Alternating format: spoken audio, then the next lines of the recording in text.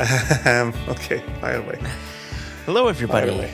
Oh, I was. Oh, is this you firing away? Well, I was, but then you told me to fire away as I was emptying the chamber. If you know what I mean. Fire away. Hello, Empty the chamber. Hello, everybody. This is Joshua Hatton with One Nation Under Whiskey Podcast. I'm joined today as always by my good friend, my business partner, the lovely, the slightly grandpa-ish looking, but he wears it well, Jason Johnston Yellen, a.k.a. the Whiskey Wizard, a.k.a. Dram Golf. Dram Golf. Dram Golf. Hi, Jason. Yeah, cheers. Yeah. Cheers. It was just... Yeah, you too. It was a little chilly in my office today, and so I put on a cardigan. And so that continues the grandfatherly look. To be honest with you, I've been wearing cardigans since I was 14 years old.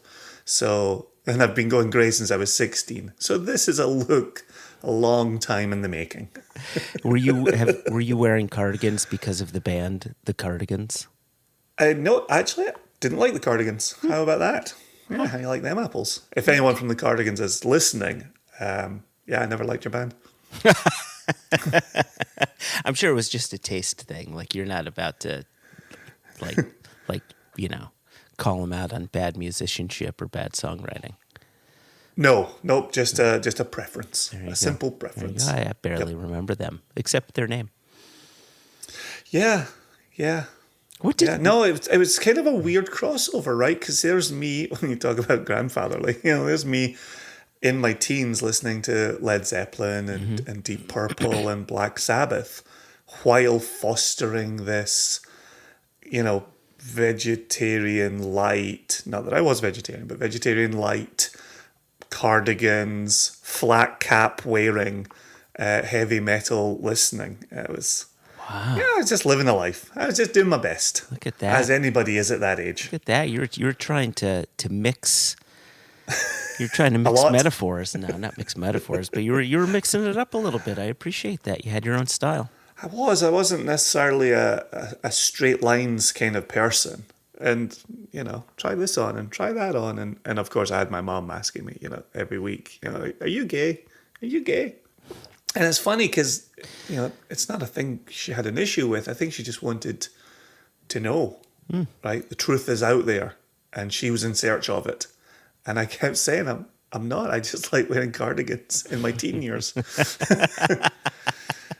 think she had more issues with the cardigan wearing than she would have the lifestyle. Well, I mean, that's a fair statement. Who the fuck wears a cardigan? This guy. So no cardigans in the history of Joshua Hatton? No, but you know what there was, and this Denim was jackets. let's. I know I've seen photographs of you wearing the Canadian tuxedo. No, I love that look, and by love I mean I hate. But no, if we rewind the clock back to the early-ish 90s, and I was going to all these hardcore shows, straight edge hardcore shows, Shelter 108, Burn, Quicksand, all of these bands. And they were like, hardcore kids had a bit of a look, really baggy shorts before baggy was a thing, hanging down below your butt before that was a thing, and Vans. And now I had Vans. I am a Vans collector, but I would always go to shows wearing... You ready for this? Vegan wingtip shoes. That was my thing. Lovely. Yep, I wore wingtip shoes. Right. Mm-hmm. Right. Did you ever wear your Vans down by the river? Vans down by the river. Why does that sound familiar? Why like I feel like I should get that reference, but I'm not getting the reference. First off, I am 35 years old. I am divorced. And I live in a van down by the river. Yeah, that's not... Like, I know what you're talking about, but I cannot picture it at all. It's hilarious to me. I've even showed my boys this clip from Saturday Night Live. When Chris Farley's the motivational speaker brought in by Phil Hartman, who's the dad. And he's pulling his pants up like this. Pulling his pants. Yeah, I showed my kids that too. I don't remember him. I don't remember the van down by the river line. I guess I need to rewatch it. Wowzers! Look at me getting an SNL over you. That happens once in a blood moon. Yeah, it really does. I mean, you just watch it for the news, don't you? It's true. It's true. It's the only way I keep up with world affairs is by watching the Weekend Update. It's always been interesting to me that they've put a dedicated news segment in a comedy show, but I've always appreciated it. So, and they do report. I mean, it's all joking, but they'll say what? It's joking. No. I think you've picked up the wrong end of that stick. Huh? So that's all serious? That's exactly It's it. for reals. That's news delivery. Yeah. Absolutely. Mm. It's no less real than another channel. Anyway, Jason, what do we have in store today for our listeners? Oh, we're going down there. Down by the river, in a van down by the river.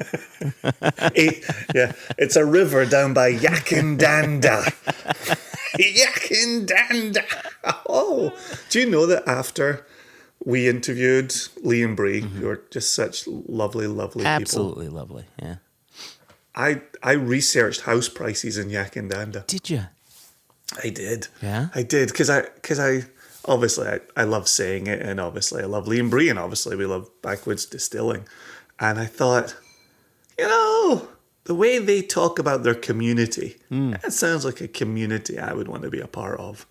And so I went and looked at house prices, and boy, did I find some lovely houses on some lovely land. And boy, could I not afford any of it. So that was a little bit of a kick in the nuts at that time. Huh. But Did you ever look at house prices when I talk about how wonderful my Guilford, Connecticut community is? Let me think of the correct way to get out of this cul-de-sac. It's a great name, great town. Yeah. To live in America, I know there are a lot of wonderful, wonderful, wonderful spots. Mm-hmm. In spending my money in America for the dream location, I'd be back in the Pacific Northwest. So to my heart, every option in the United States is second to the Pacific Northwest. Wow. So with all due love and respect to the Northeast, which I know is your heart's priority, it's all number 2 to me. It's bold number 2. Did I get out of that cul-de-sac successfully? You definitely got out of it. I mean, I am not unscathed by your escape, but you remained unscathed. Here, before we move forward into a new interview, let me just cast our eyes back just for a moment. Okay. To a previous one, and not our last one. Our last one was Dr. Bill Lumsden right before Ardbeg Day, and you have had a chance to try Scorch. I still haven't, but it is forthcoming. I will get a chance in the future, and the near future at that. But we interviewed Matt Hoffman. We had a wonderful, wonderful catch-up chat about Westland, and we talked about the new release in the Outpost series. Yes. The Colere. Colare. Calcala. And so in that moment, we said, James Foster is the resident Latin expert at One Nation Under Whiskey. And we put up the James Foster bat signal, and he responded as he's a good lad and as he is prone to do. I wish he were our resident Latin lover. I think that would go a long way. There's so many things to say. So here we go. From James Foster. Yeah. Since you asked is how he opens this. So thank you, James. I learned to pronounce Latin using church Latin for singing. There you try to make all the vowels consistent and pure. And I'm probably going to butcher as I go through this. So E is E always. Hence, colere Of course. No one knows how Caesar pronounced it, it's one of my favorite caveats. Of course, no one knows how Caesar pronounced it. I'm going to use that with my kids all the time. Dad, can we get 30 more minutes on TikTok? Let me say, children, no one knows how Caesar pronounced it. Isn't that a good go-to? So continue with James. On the podcast, I heard colere, colare, and cholera.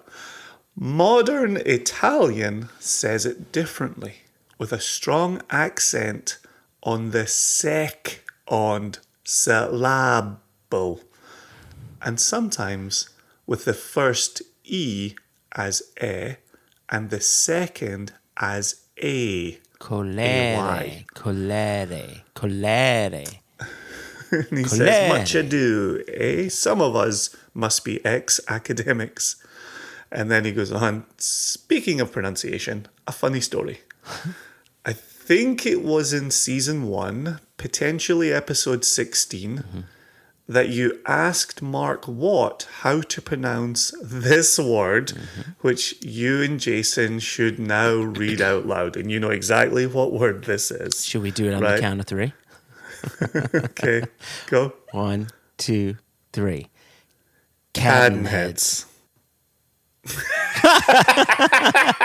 You finally said it right. Yay! I've always said Cadenheads. You've said Cadenheads. No. Don't you dare do this to me. It's Cadenheads. And you always said Cadenheads. And I always said Cadenheads, even though it goes against, like, in proper English, Cadenhead should have 2 Ds. And it's Cadenheads because it's 1 A. But every Campbelltonian I know, and Mark Watt is not a Campbelltonian, but every Campbelltonian I know pronounced it Cadenheads, not Cadenheads. And so I'm just trying to bro down with the Campbelltonians. Well, you're going to like this next paragraph then. It was hilarious, at least to my ear. Jason always says Cadenheads, and Joshua says Cadenheads, as in cat then reds. You asked Mark Watt how to pronounce it. He said something like, well, if you were to pronounce it correctly, I guess you'd say Cadenheads. Then he said Cadenheads for the rest of the interview. So point to Team Jason if you want to be correct, and full marks to Joshua for saying it how the person who would surely know does. There we see that full circle. And You can tell James is a parent. Look at that. He has commended both of us and given points to both of us, even though we say that one word two different ways. I think my favorite part about this whole little segment with James Foster's email was you talking about him mentioning that in church Latin, the vowels are all pronounced in such a way to keep their purity. And then you went on to talk about not wanting to butcher the word. Yeah, it's butcher. It's not butcher, it's butcher. Rhymes with boots. It rhymes with butch. Butch, butcher, butch. Oh, butch? Oh, interesting. The root of butcher is pronounced butch. Interesting. Okay, carry on. You've made your point. Move on. So we've got a podcast guest, right? Butcher, not butcher. Butch, booch, booch. Booch? Booch? Booch, butch. Yeah. So how should we pronounce the New Westland? Colere. Yeah, because the first E is colere, and the second E is a. Colere. However you pronounce it, it remains delicious. It remains delicious. You know what? That's the moral of the story. And we got a text from Matt Hoffman about it. That we did. And I'm going to paraphrase because I don't have more devices in front of me. But he said he appreciated your Italian. For. Colera. Jason, I'm tired of listening to us let's listen to. Do we have someone else we can listen to? Yeah, let's listen to us, but with Leigh and Bree to break it up a little bit. Oh? Well, let me say one thing. You always invite me and I always say, nope, I've got nothing to say. Let's just go to the interview. Yeah, I and wasn't today you gonna don't do it this invite me time. and I have to stop you because I've got something to say. Jason. And I may or may not say this during the interview. I may not have just said it to you once we stopped recording, or we may have said it to Leigh and Bree without the recording running. Mm-hmm. But I wanted to put this signpost out for our listeners, where in listening to Leigh and Bree talk about Backwoods, it often makes me think of the ways in which Matt Hoffman talks about Westland. And you hear community being discussed, you hear right practice being discussed, but you also hear heritage grains being discussed. True. You also hear about that focus on distillation, the focus that's there on fermentation. You hear about somebody who is paying such close attention to distillation. And it's not just a bring in the grains, get some sugar water out of them, get it fermented into alcohol and get it run through a still. Each part of the process gets full attention paid to it. And I love, love, love listening to that aspect of Leigh and Bree and Backwoods Distilling. Yeah, there's a certain level of give a shittedness to it. They really give a shit about what they're doing, and it's evident in the conversation, and it's evident in the final product as well. Exactly. And then the final thing, which I have said on previous podcasts, both One Nation Under Whiskey and Extra, and even on Triple M, which mates movies and malts, is Leigh Attwood is the very man who coined Dramgolf. Yes. But there was no recording in place when he said it. And so there is no audio evidence of him coining it. But when we told Bill Lumsden about it, when we told David Blackmore about it, when we've said it on any other podcast, Leigh has always received credit for the creation of Dramgolf. And this recording comes from the very day, afternoon, evening when it was coined. But you're not going to hear it covered in this interview. Dramgolf. All right, let's hand it over to Leigh and Bree, who are down there in the lovely Yakandanda. How do you pronounce it? Yakandanda. Yakandanda, you shall pass.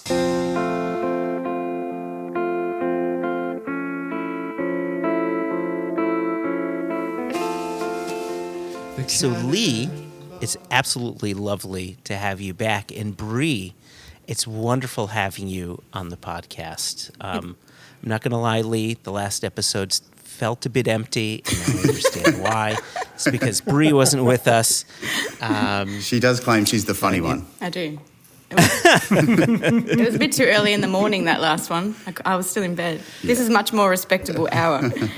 Yeah. Are you not a 6 a.m. starter? I'm not. She Luckily, definitely is not. we don't open the distillery till 11. That suits me fine. I think that's a little bit early for her. So I'm glad that you said that, because, just before we started recording, we were trying to do the math, or as Jason would say, the maths on basically the last time we had a conversation, which was just a bit over 2 years ago. And I think you said at that time you were in operation, or you had been distilling for a bit over a year at that point, or somewhere around a year at that point. So here we are 2 years later. You have Spirit that is now 3 years of age and older. And you've since opened up a new distillery. You've left your respective jobs. You're living the distillers' lives. Like, there's a lot to be talking about and a lot to get caught up on. And so let's rewind the clock a little bit. 2 years ago, We have a conversation. You go on your merry way. You go back to, I think you were a teacher, right, Leigh? Am I correct on that? Yeah, that's right. Yep. Yeah. High school teacher. Yeah, and so, and Bree, what was your profession before you went full-time whiskey? Yeah, person? I worked for a university and was a communications officer in a health promotion team. Okay. Yep. And did you both leave your jobs simultaneously? Are you still working at the university, Bree? Or are you? No, so what? Well, the plan was always for Leigh to finish first because he manages the production, and that's sort of where we really need to pick up the speed. He's been a bit slack the last few years. How rude. Yeah, so we always knew we'd sort of get him through to the end. Well, we were going to probably finish earlier last year. And then with the COVID situation, we kept the day jobs because teachers sort of kept working, so that was good. So he finished end of 2020, and I was going to probably finish midway through this year. But then things sort of escalated over Christmas.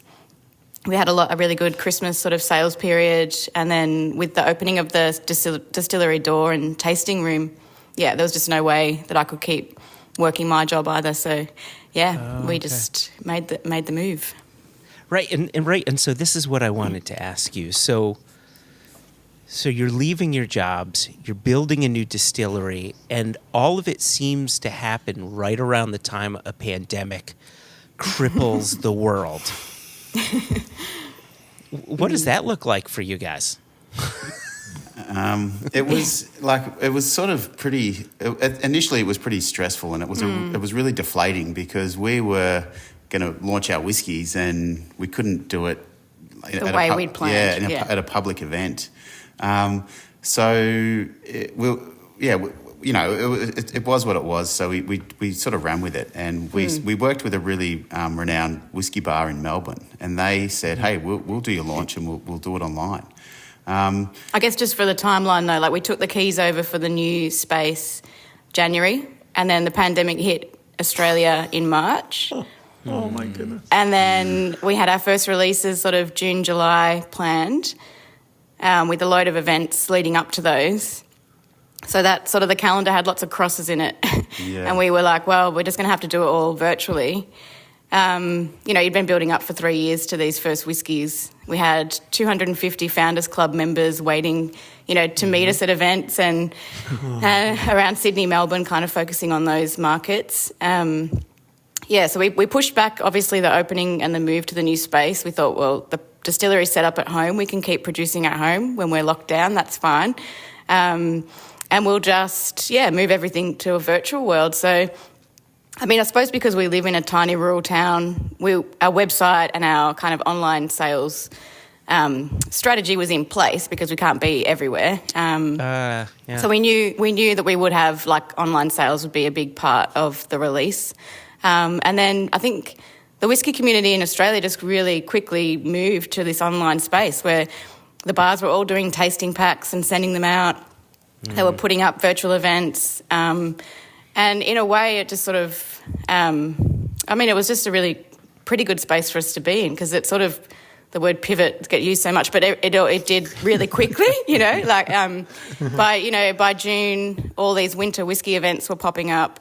We had our, online launch with Whiskey and Almond in Melbourne. I guess instead of having like 50 people in a bar, there was 100 people that could have sample packs sent to their home all around Australia rather than, just people that lived in Melbourne. So there were sort of pros and cons of it. And we just ran with the pros, I suppose. And then had everything set up to move online. Like we moved all our stock to a fulfillment house to do the packing for us. And, so it kind of worked. Yeah. So it ended up being quite deflating, but then it was great. Like people got behind us and the launch event was awesome fun. Everyone was really into it. We just saw a screen of faces, big smiles, and it ended up being pretty cool. Yeah. And it wasn't really a downer at all. It ended up being really exciting and different to what we imagined, but still great. Like, the Aussie whiskey community is pretty tight. And at that time, they all got together and they just really supported events, supported distilleries. yeah, they love their whiskey, they love their distillery, so they just stood up and really supported. So it's great, and it's sort of continued now. Like really, Victoria's been out of lock. We went down into 2 pretty hard lockdowns, and since it's all opened up, and that's just coincided with us opening the cellar door. We've had so many people just come in and just say, I'm spending up because I want to support businesses because I know what you've all been through. And big thumbs up to whiskey lovers. They're great. It's brilliant. Can you remind us how far you are from somewhere like Sydney or another major city? Yeah, we're about 6-hour drive from Sydney, about 3.5-hour drive from Melbourne. Okay. Yeah. Okay, so these would have been events that you were driving to and staying for a few days. Yeah. Do you feel like you've almost hit more exposure with the lockdown than you may have otherwise found?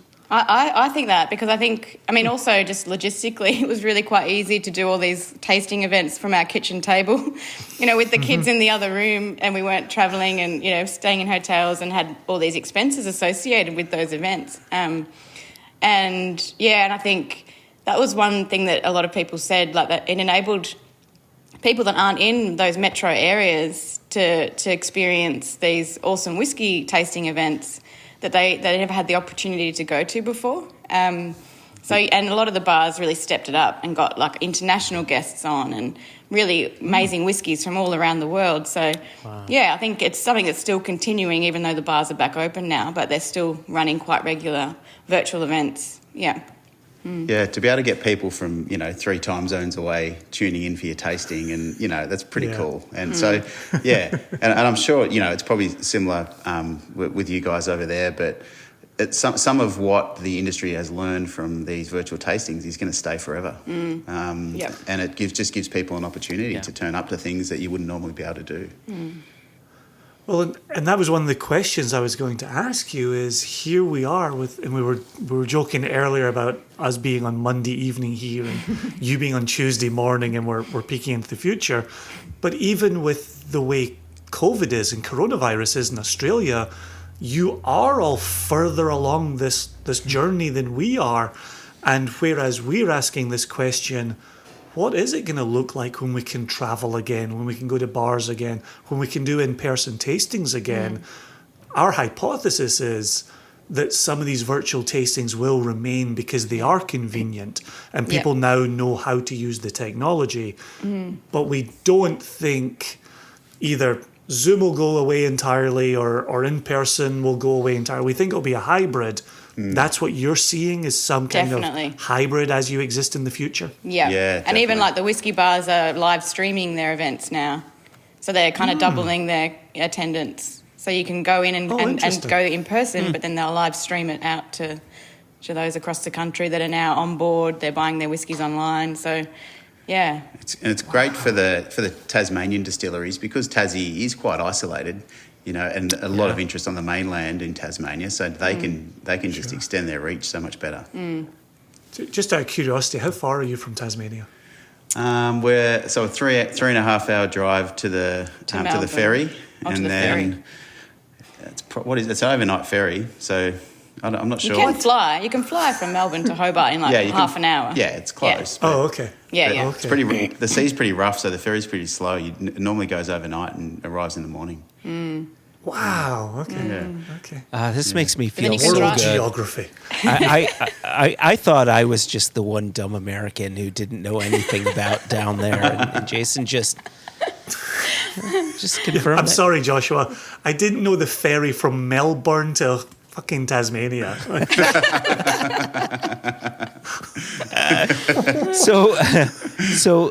Let's get back to the part where you got the keys to your distillery in January 2020. What does that mean? That's your doors are open and you can start distilling, or that's when you have the building and now you're building it out, to be your new distillery, right? Yeah. So we sort of planned the fit out. So it was an empty shell, like an empty space that we had to then plan and move the production zone and tasting room into. Yeah. So I don't think we've ever asked this question before. What are the considerations that you have to make when figuring out okay, this is where my stills go. This is where my washbacks go. This is where this other apparatus goes. Is that how do you figure that out?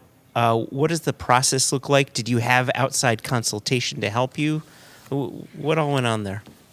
Yeah, so it's a really tricky time because you sort of feel like you get one go at it, and you really want to get it right. So it's those decisions you spoke about, where the washbacks go and where the mash tun goes. It's all, I thought about it for hours and hours and hours on end and reworked it and you can, you sort of seek out advice from the industry and from friends in the industry, but really it's sort of particular to the way you do things.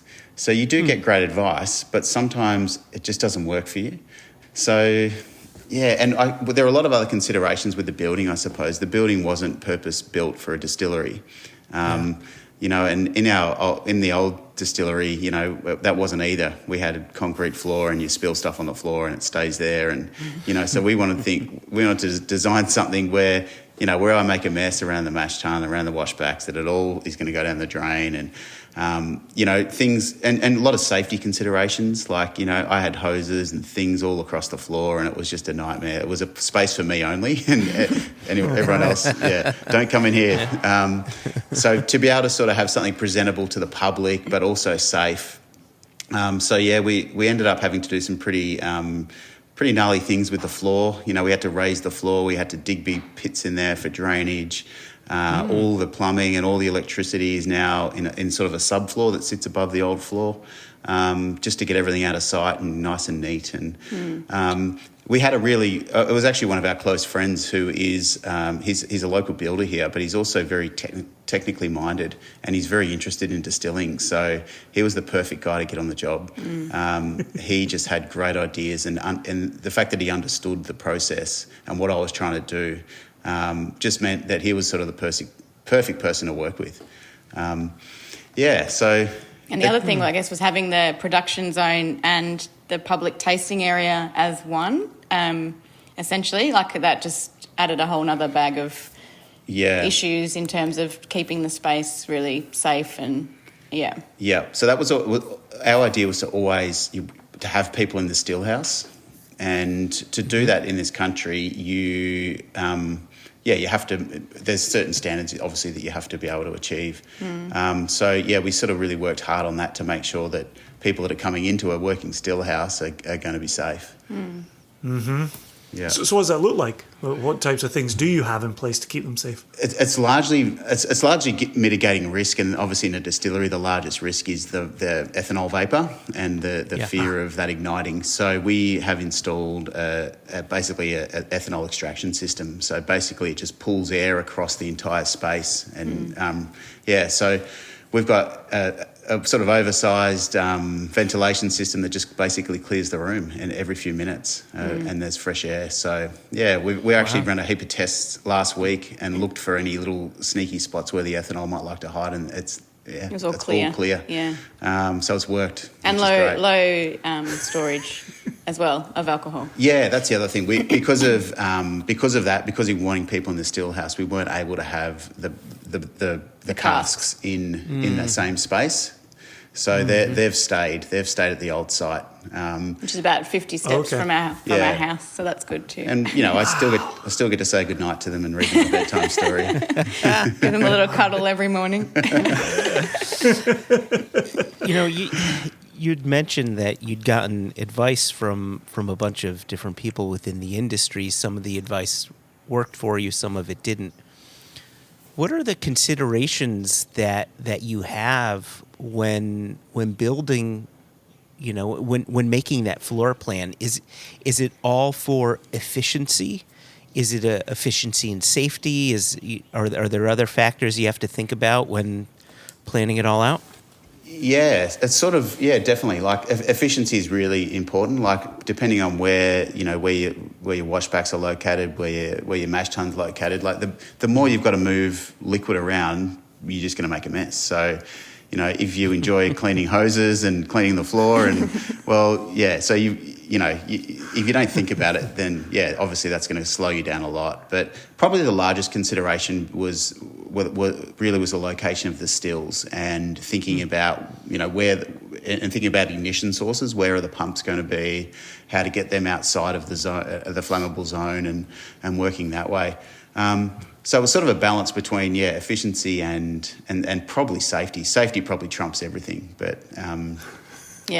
So, but I think the way we've done it, there's sort of two sides to the distillery. There's the brewing side, and then the other side is the distillation side. And there's sort of a clear line that sort of makes them both quite distinguishable. And you can do certain things in one zone, and you can't do certain things in the other zone.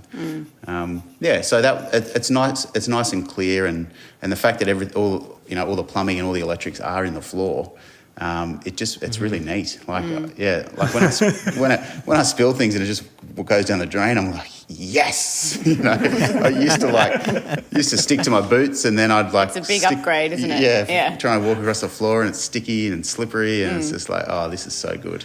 Yeah. And then on the other side of it, we've got a barrier around that production area, like a beautiful, designed barrier, and people can sit there and taste their whiskies next to the stills. So nice. Yeah, people are loving that. They're really, Yeah, so when people walk in the door and there's a distillation running, and you just see their eyes light up, and they go, oh, and you can see them talking, they're making something today, and they walk over and they look at the still. And the amount of people that think that the distillation, because it's clear, they're so, they never knew that the cask gave it colour. Yeah, so they expect this brown spirit to be running out. And they're like, well, what are you making? Gin? I know. Yeah, but it is really good. It's really good for that, for the whole education side of it, when people can just sit there, trying whiskey for the first time. Yeah. Right in front of the still that the distillate's running out. Yeah. It's just, I can remember those wow moments when I got into whiskey, when you go into a distillery and it's functioning, you can smell it, and it's just overwhelming the senses, and it's awesome, Yeah. You can see that happening to people. Yeah. It's really cool. Here's another question that neither Jason nor I have ever had the chance to ask anyone. Moving from an old, smaller distillery to a new building, your water source, I imagine, will have changed. Has that affected how you produce? And is it a natural water source? Are you taking? I mean, you're out in the sticks, is my understanding. So I don't think you've got city water to be putting through filters and all that. So let's talk about your water source and what you're doing there. It's sort of, it is a significant change, actually. Back at the old site, we were using rainwater. We capture rainwater and use that for our processing and for our watering down. The new site is town water, so it is treated water. So what we've done is a pretty fancy filtration system where we're basically ripping everything out. But what we're doing, we're still using the rainwater for casks. Yeah, basically for watering down for cask, and then for watering down for bottle. Yeah, so I'm comfortable using the town water for mashing and for fermentation, because the fermentation data has not changed at all. So that's a good sign that the filtration system's working well. And because obviously that's all then going in the still, I'm pretty comfortable with that. There is opportunities there to catch water, but I was going to see how it all unfolded, and I'm pretty happy where it's all at. So I think we'll continue with that town water for processing, but for watering down for cask and for bottling, that water will still be the same rainwater. Yucking down the rain. Yeah, that we've used in all the other releases. Did you? Are you seeing a pH difference between the rain and the town? Yeah, slight pH. Not too much though. The water here is sort of around, the rainwater is sort of around 6, and the town water is about 7. So no problem. Before filtering or after? That was before. Sorry. Yeah, good question. Before filtering. Yeah, it was about 7. So good question. I can't remember whether I've tested it post filtering. You come to One Nation Under Whiskey for the hard-hitting water pH questions. Yeah, the hard water questions. Yeah. See what I did there? Yeah. That's the first thing I'm going to do when we're done here now. Yeah. And then I don't think, square meterage is going to make too much sense to many of us, but what kind of size difference did you find in moving from the home sanctuary to the new facility? Sorry, I don't think I understand the question. So in terms of like... What square metre are we here? Oh, square metres. Sorry. I was still thinking about... But if you just tell me square metres, it's really not going to make much sense. I was still thinking about pH, yeah. Good. I'm glad that resonated, Leigh. Yeah. So we've gone from... Yeah, so it's about 65 square metres to 150. There you go. I can do that ratio in my head. Yeah. Wonderful. Yeah. Almost tripling your size. Almost tripling. There you go. Yeah. Yeah, but with a third of that's the tasting room. Yeah. Yep, so the production's doubled. Yeah. Yeah. Production area is doubled, and and even with our brewing equipment too. So we've gone from a 1,000 litre mash tun, and we only had 1,000 litre space for fermentation. We've gone to a 2,000 litre mash tun, and we've got two 2,000 litre washbacks or fermentation vessels. So we can pump out a lot more, which is exciting. What kind of volume are you putting out? So at the old site, we're only putting out 3,000 litres a year, and that's with working in the day job. So this year, we've sort of been quite distracted with the opening of the cellar doors and et cetera and moving. So we're probably going to aim for about 6,000. Hopefully we'll get that. But, we've got the capacity. If we were running the still, say, 6 days a week, we could get it up to somewhere near 20,000, maybe 24,000. Okay. Yeah. Oh, wow. Yeah. Okay. But that would be, that's probably not. We're not going to run still 6 days a week. That's when we work towards getting some production staff. Right. I was going to say, listeners didn't see Leigh looking at Bree when he said 20 to 24,000, and it didn't go over the way.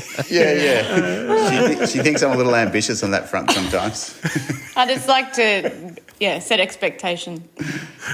Keep him honest. It's perfect. It's the look only a significant other could give, right? It's that look, and we all know that look. It was perfect. It was perfect. Yeah. You kind of feel it was worth sharing with the listeners. Yeah, could you, and obviously you're planning, 3-year plan, 5-year plan, 10-year plan. If the idea is to bring in people, but right now, am I right in saying it's just the two of you? Is there anybody else helping out anywhere on either side of the distillery?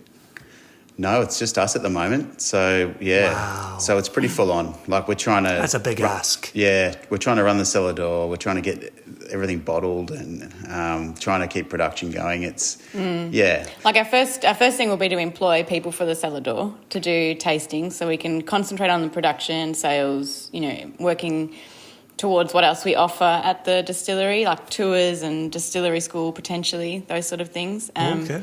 But because we're just sort of getting out of, all the lockdowns and things, there's not a lot of staff around. So the hospitality industry, as everywhere, has taken a massive hit. Lots of people left that industry.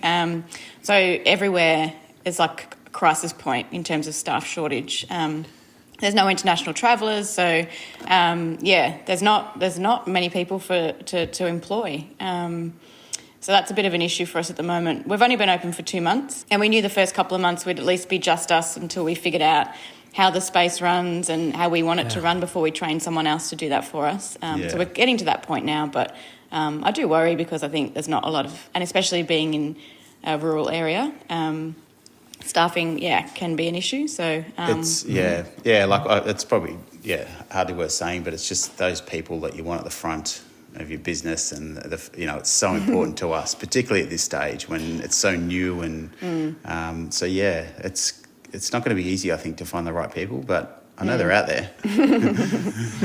Well, we can certainly talk as two chaps who've gone through that in the last 18 months or so. Yeah. Bringing in Jess, who we think represents the best of Single Cask Nation. Yeah. And then bringing in Elijah, who we also think the same of. Yeah. But it took us, we talked about it internally for a while, I'm not going to attach any numbers to it, Yeah. a while, Thank you. Yeah. about really entrusting your brand to somebody and hoping that they would take as much responsibility for it as we had for so many years. And, you know, Christ, we're in Virginia, Josh is in Connecticut, Jess is in Glasgow, and Elijah's outside Seattle. Yeah. So you're trying to do this in Yakandanda. We really pulled from the world to pull this off. But it is tough. But the reason I was getting nosy about your future plans is, what would hiring somebody on the production side allow you to do with mashes and distillation runs? What could that look like in a week? Yeah, look, I think it would be great just to, you know, like, there's some things I suppose that I reckon would be hard not to do. Like, I'd find it really hard not to run the still and to entrust someone to do it exactly the same way. He's only just started letting me do it without ringing me like 10 times a day. Wait, he's not there when you're doing it? No, I'm doing some of the distillations on my own, but he used to call me like every hour and get me to test and even like put numbers in a spreadsheet every half an hour so he could keep track of what was going on. We've got cameras now so I can watch. He watches on the camera. That's so great. Is that accessible on your website? A live stream. Yeah. My We need distillation the Bree cam. We need the Bree cam. I am not even joking. During the day, I would totally tune into the Backwoods camera. Quite happily. You'd see how much more efficient I am, I think, than... So I think like that would be hard to let go of, but I think, you know, in terms of getting particularly help with the mashes would be awesome. How about the cleaning? Definitely the cleaning up part would be great. Bree's never around for that bit, I've noticed.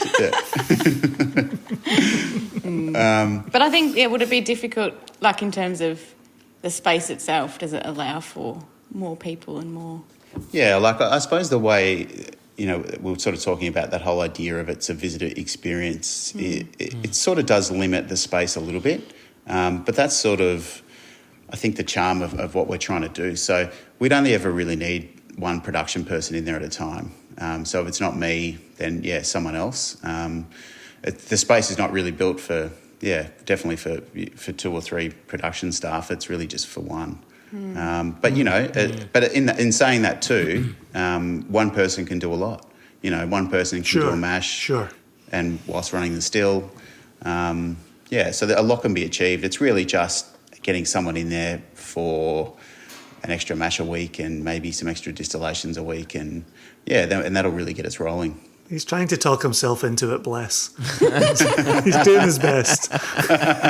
If I just let them clean up, clean my boots, like I could maybe do this. He hasn't got to that point yet, have you? No. So we'll talk to you again in 2 more years and he'll be like, Exactly. I haven't stepped foot in the distillery production zone for like a year. I'm getting some counselling to prepare for it. So actually, there's a book that I just read a couple of months ago. My wife got it for me. How to not be a control freak? It's along those lines, to be honest. It's Sam Caligione. I'm never too sure on his second name. Caligula, He's I think the guy. it is. Caligula? Thank you. Is that Thank it? you. The Rome scholar has checked in. Thank you. The guy who launched Brewdog. Mm-hmm. Oh, yeah. Nope. Yeah. Nope. Cut that. Oh. Nope, not that. That's incorrect. Right, try that again. The guy who founded and ran Dogfish Head in Baltimore, yes. Maryland. Don't know them. We don't know And them. it's We know Brewdog. it's yeah, right. That was cut, Bree. That was cut. Now I have to leave it in just for this whole misunderstanding. There's It's how beautiful. the sausage gets made. Jason makes a mistake. Such an amateur. Joshua cuts it out and Bree puts it back in again. But it's him talking about when you start out and you're in full control, but in trying to build and grow, you have to entrust your brand to other people and you have to let them start telling the story. It was a good book. I don't read I really don't read any business books. This was a good book on building a business. Yeah. And I thought he was pretty straightforward on it. But one of the aspects there is how to let other people help you with your business. And to be, it's really helped me, you know, letting Josh do more stuff around here. He saw it coming. You can tell by his face. He saw that coming a mile away. Remember that knowing look we talked about? That was mine. Anyway, so there's my recommendation to you. I think it's Brewing a Business is the name of the book. Oh yeah, that's good. Okay, that sounds right up. You should get into that. I need that. Thank you. There you go. I mean, that's such a very good point, though, that you bring up, Jason, and I'll put that on. I'll put that on repeat. You know, that's getting lost in post. You know, it feels as if you guys found yourselves at a crossroads somewhat recently. The crossroads is, do we take this leap of faith? Do we leave our positions and buy a new facility and just say now this is how we're going to direct our lives? And before I go on with this question, because it is going to take us a bit outside of what we're talking about, and I have a feeling you're going to bring this up again, so I want to be certain. You mentioned cellar door a few times, and so what is cellar, as an American, a cellar door is different from what you're saying. I think. What is a cellar door? Right, yeah. So because you can interchange distillery door and cellar door as sort of this, but it gets interchanged a lot, doesn't it? Yeah, I guess we just sort of caught that from the wine industry around here. They have cellar doors where you go and do your tasting from the cellar. See, I prefer to say tasting room because I feel like it's a better example of what we offer. Good point. Gotcha. Yeah, but we do interchange the three things: tasting room, cellar door, and distillery door all get mixed up. Okay. So you're at a crossroads. You left your old jobs. You started a new distillery. You have a new cellar door. Another crossroads, I imagine, isn't too far away as you're looking a year, 2 years, 5 years ahead.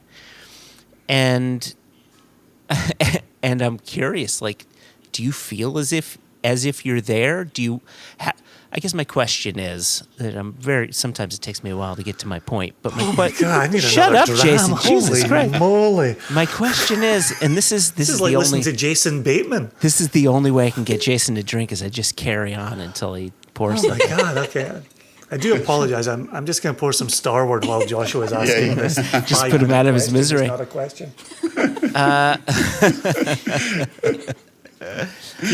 Glug, glug, glug. You know, my question is, what's going to push you over to bringing on those new hires? Like, how long do you want it to be a Leigh and Bree thing until it becomes something where now you have dependents now. You've got your kids, but soon you'll have employees as dependents. Like, what is that looking like for you? Are you even there right now? Yeah, we are, definitely. We talk about it every day. And I think so we just wanted to get a couple months into running the tasting room to see how that would go. Because, you know, it's not a given that it's going to be popular or busy, but luckily it has been. Like, we've had that. We're getting really good word of mouth from local people. So we're kind of full every day and we're selling enough and that's all going really well. But then there's so many unknowns still, so we don't know how the winter will look like here, you know, because we're going into winter now. It could either be really quiet in terms of visitation or it might be really busy if we get a good snow season. You know, there's snow mountains nearby, so we get a lot of that sort of tourist traffic. So you sort of think, should we put someone on now or do we just wait and get through the winter and run the cellar door ourselves and just keep making whiskey and... Yeah. So we say, yep, let's start advertising this week so we get the right person, and then we'll pull back and go, but what if winter's really quiet and we're paying someone to do what we could do? It's just there's a lot of to and fro about that at the moment. But I think certainly like what we're doing at the moment is not sustainable for too much longer. There's just too much to do, and we've got a lot of nice problems in that we're just selling loads of whiskey and.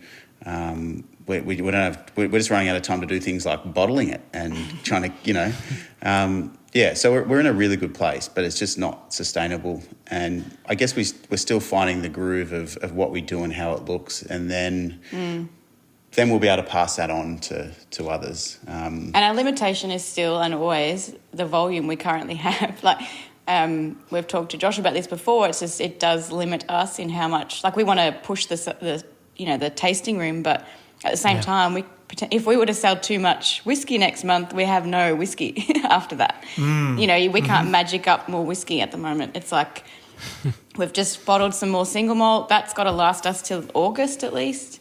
So it's sort of this, it's a really hard thing to manage. At the moment, we can't even do an online release because we know our online sales go so well.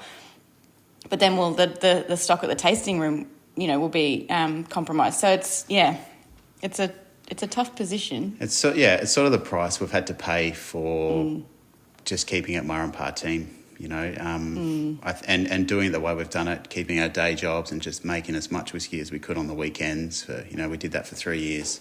That's the price. But I think it'll pay off in that Backwoods is ours, and it's hard. We're a little bit short on stock at the moment and for the next little while, but. We need to make sure we're not saying this again in 3 years. Yes, it just occurred to me. I feel like I'm giving myself it's a business coaching session. Yeah. Although, to be honest with you, we're having conversations with Scottish distillers that have been in the business for 100 years and they don't have enough liquid. Yeah. And so the entire industry goes through peaks and troughs. Yeah. It's a constant round of swings and roundabouts where you're trying to hit demand and demand goes away for a little bit, and so you're sitting on too much stock, and then demand comes back again, but you pull back on production. The whole industry at any given time sounds like it's doing the same thing. It is interesting listening. No one's cracked it yet. There is no doubt about that. Diageo has not cracked it yet. So, but it's interesting in listening to you both. Like I can't help but think about David Perkins in High West in some ways, where there he was in Park City, dependent on snow season. Obviously, Sundance didn't hurt. But then also just up the road from me, Scott and Becky, who we talk about all the time. Yeah. And the way they had jobs and then left them and built. And they're just over a decade into this now. And they're playing that game of what does production look like? What does demand look like? Yeah. And so these are people we absolutely cherish. And so comparing you to those people is nothing but a compliment. Even business aside, it's nothing but a compliment. But I've got a few questions I'm going to try and roll up into one here. And it's going along the lines of the bottling, the online world. So I'll try to ask my question quicker than Joshua, even though it's 3 parts. Thank you. And so 2 people laughed. That'll do. So we've been talking through COVID, coronavirus, lockdown, the loss of tasting rooms in the US, about direct-to-consumer sales.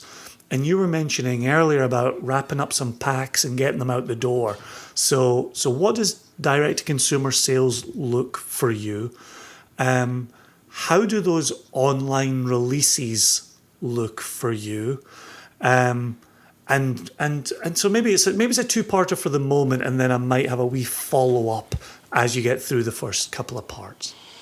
So I suppose, well, we're talking I think, what's our biggest online release? It's been maybe 400 bottles. Oh, the first release was about 1,000. But that's true. Yeah. But so what we've done is, I guess, the first release that we had in August, we decided, and it was actually, I don't know if it was a very strategic decision. It was more about, we don't have time to do 2 separate releases, so we're just going to release our single malt and our rye side by side and see how that goes. So they were both bottled and ready. We had about 400 bottles of each. And we just thought we're going to release them together on the same night. And who knows, the single malt lovers that we know are everywhere, they might buy a bottle of rye as well. And so we kind of had that 5-week lead up to that first release. We just used our socials, basically. we did a couple of like online events, and then we launched it that night, and they sold out in 24 hours. And a lot of people bought a bottle of each. So a lot of people that had never bought a rye bought it along with the single malt to have that sort of twin set of a first release of a small, batch distillery. So that worked really well. So then we were like, okay, well, surely we can't follow this up. Yeah, so that's kind of like, a good first start. But like everyone said to us, look, you'll sell out your first release. That's a no-brainer. Like people will buy, but, good luck with the next couple kind of thing. And then the second release we decided to do was in October. So it's only a couple of months later. And it was a single cask release. So we only had about 150 bottles. And we sold that out before it went on sale. So I put the shopping cart up live, like I think it was half an hour before the release time. And everybody was waiting online to buy it. So it sold out before I could actually do the... We were having dinner. We were having dinner. I thought, I'm just going to set it now because I might forget. and then the next thing, my phone's like pinging with these PayPal things. Like, I was like, people are already buying it. Like they're sitting online waiting for the shopping cart to go up. So that one went really well. And then the next one was just before Christmas, so start of December, and we did the same thing. We did a single malt and a rye. Yeah, did we? Yeah. And then we also had the gin that we released. That came out then too. Oh. And it was the same thing. The single malt sold out really fast, didn't it? Yeah. Within that day. And the rye, the rye goes really quickly, and then the last 20 bottles, just sit online for another few weeks until they kind of trickle out. Oh, wow. So, but it was only like the last 20 bottles or so. It's like people just assume that it's sold out, so then you've got to go, actually, no, there's still 20 bottles.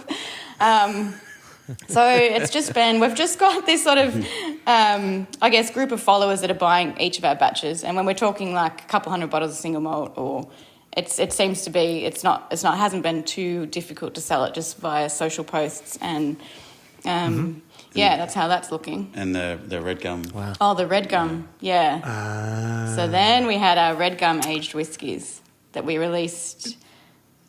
When did we release those? Oh, I don't know. 6 weeks ago. 6 weeks ago. What day is it? Yeah. Okay. March? March-ish? Yeah, March. It was March-ish. In So we COVID had times? Yeah, we had 100 bottles of a single malt, 100 bottles of a rye, aged in the red gum casks, and they sold out in 8 minutes. And they were a lot higher priced than our standard whiskies, so we were kind of nervous. We thought maybe the price point will kind of slow it down a little bit, but no, it didn't. So, yeah, that's where we're at with online. Now you sound like our accountant. Yeah. So online, we've got enough of a following that we know that our batches will sell out when there's still only that couple hundred bottles each time. So now our problem is now that we have the allocation for the tasting room. Yeah. And that's taken priority, obviously. We want people to visit us and have a taste and be able to buy bottles on site. So now we're kind of stuck a little bit in terms of online. But we've got this following of people that want batch 4, which batch 4 is out now at the distillery, and we're getting emails, when are you putting it online? I'm like, I'm probably going to only have about 30 bottles. Oh, wow. Jeez. And so I'm nervous because I spend like a week after a release fielding all the phone calls and emails about people that missed out. And they're never very happy about it. So And here's the thing that we remind ourselves of: no matter how big you go in a batch, you're still going to get those emails. Yeah. We did 1,200 bottles of a 24-year-old bourbon for $300 a bottle. Wow. And sold out in 9 minutes. Yeah. And oh my God. and we got emails from people saying, that was in November. This is now the end of April, beginning of May. We still get people asking us, any bottles of that available? And we thought, we're selling 1,200 of these. Like, we're going to make people happy. Yeah. The emails still come in. You still, and that, you were talking about it earlier, Leigh, that's a good problem to have, right? Yeah. The support is phenomenal and very much appreciated. Yeah, definitely. But you just simply cannot make everybody happy. Yeah. And that's, and I can see the problem that you've got there, where you've got people who have supported you online. If I'm in Australia and I've supported you online, and I do have, thanks to Joshua, your first rye in front of me, thank you very much. It's amazing. And But I could see, as a supporter of you, I can understand that you need to have a tasting room bottle. I can understand that you need to sell that to people who come through your door.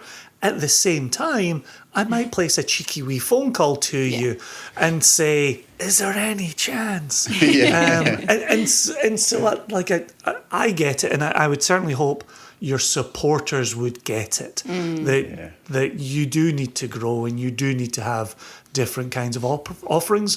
You know, when Josh and I go to Scotland, we get the Glenmurray fill your own that's only at the distillery.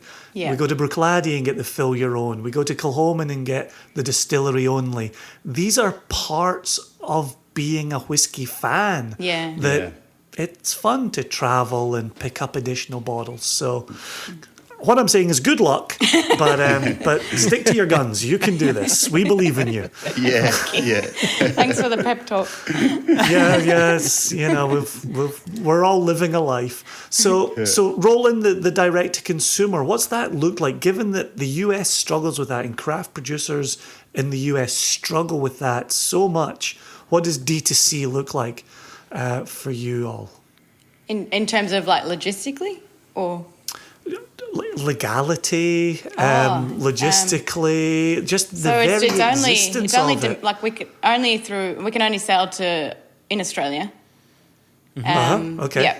And legality. But it's not even by territory. Like you've mentioned Victoria a few times. So you're in Victoria. Yeah, we're in Victoria, so there's no. So you can go outside Victoria's borders, no worries. Yeah, that's right. Yeah, we can sell through nationally, no problem. Yeah. Yeah. So, I know I've heard you guys chat about the issues in the US and from state to state. Yeah, we don't have any of those issues. No. There are states you cannot ship within as a craft distiller. Okay. Yep. No, Wow. I did not know that. No. Yeah. So we have a fulfillment house that we use. That's one thing we outsource is the picking and packing of the bottles. So we send a couple of pallets to Melbourne. We send them all the orders the next day. They pack them and ship them out from Melbourne. So it's pretty much once the online release will go, usually 8 o'clock on a Monday night. I'll put the orders through on the Tuesday. They're usually all received by Friday. The issue. Oh gosh. The issue we have here, I don't know. I don't know whether we spoke about this last time, but we pay loads of excise tax. So You mentioned it, but only in passing, and you certainly weren't frustrated by it. You seem fully comfortable with it. Fully. Yeah. You were very supportive of your local representatives. Yeah. Yeah. Does that sound familiar? Yeah, sounds about right. Really, no. But so it's great. We can sling our grog around the country, but we certainly do pay for it. We pay 3 times more than the Kiwis across the ditch, and we pay up to 10 times more than some US states. So there's a real campaign developing in Australia now to try and to change it, because it increases twice a year as well. So it's not like it's slowing down. That's really putting a handbrake on the industry. Which is are there ears open to that?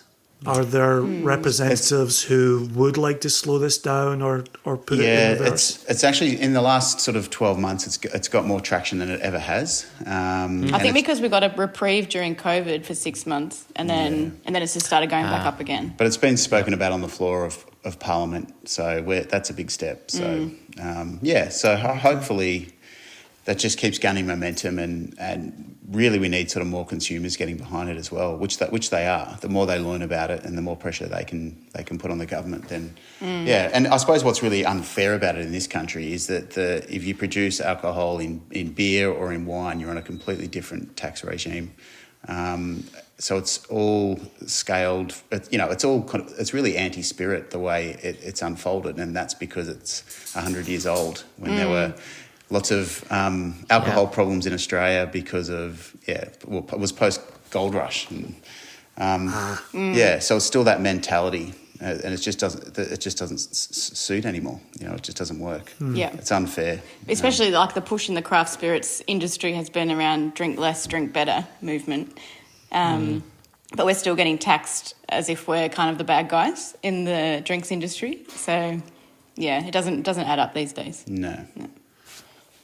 Are you talking about being taxed in terms of just owning and operating a distillery, in product going out, in terms of the consumer having additional taxes? It's sort of all of it. Like we pay excise when the bottle leaves the bond store. So as soon as the bottle leaves, we pay every month, and we pay per pure litre of alcohol that leaves the distillery. But then also on top of that, we pay a general services tax as well. So then all of that, of course, is then passed on to the consumer, and it means that Australian whiskey is quite expensive. It's expensive in this country Compared to imported whiskies. Well, yeah. Well, it's really all economy of scale. But those, if you bring in, importers are still paying the same excise tax that we pay. So, but obviously the difference is the economy of scale. So, if you can produce 1 million litres a year, you can send it into Australia despite the excise tax and still put it at a reasonable price. But when you're a small producer like us, so there is a lot of talk about the price of Australian whiskey in this country, and a big part of it is the tax regime. But in some ways the excise tax does even the playing field, because what's imported, they have to pay the same tax, so it brings up their prices. So at least we can sort of compete with them a little bit, even though our prices are still higher. But even though if we get reform, it makes everyone's bottles cheaper, and that's good for the consumer. So Sure, yeah. You could see the desire for a consumer to be quite vocal about that. Maybe vote for representatives who represent that. Yeah. Well, thinking about the product imported into Australia, I think, Jason, you and I had a conversation with Eddie Russell. We talked about Wild Turkey comes into Australia at 38% alcohol, basically to bring the overall excise tax burden down. And it's the only way you get a whiskey at 38% alcohol. It's just amazing. And I would say, the citizens of Australia who are enjoying Wild Turkey are likely getting a lesser product. Right? Yeah, that's interesting. Yeah. Taxes. Do you get a sense, and I think we talked about this in the last episode as well, but now we're 2 years further on, and you yourself are 2 years further on. Do you get the sense that there's a desire to have an Australian spirit scene the way there's been such a successful Australian wine scene? Yeah, absolutely. I think when we started, there were about 120 distilleries. Now there's over 300. So, in just that sort of 3-4 year period. Wow. Yeah, and I know certainly the way we kind of work in our local area, like this is a famous wine region, and in ways that kind of helps us in that and we start to talk about it more than just wine, but it's a drinks area. And so the wine industry has helped to prop us up, and I think it will really it's really laid the foundation for the craft spirits, and I think to be not only in Australia but to be recognised globally.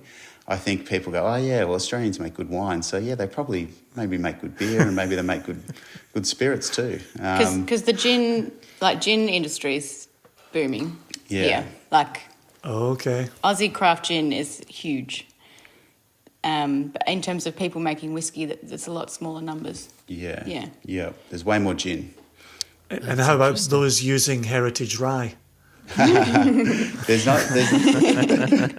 Last year was a pretty good year for Aussie ryes. There were sort of 3 or 4 that were released that are really good. So it's sort not of as good as ours. But it's a sort of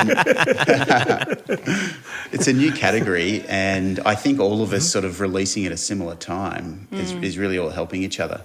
There's a big distillery here in Sydney, Archie Rose. They did their rye. There's another big one in Melbourne called the Gospel. And they're dedicated, right? So, it was all just really similar timing, and I think it's just really helped to develop that interest in Aussie ryes, because Australian ryes are really distinct and different to American ryes.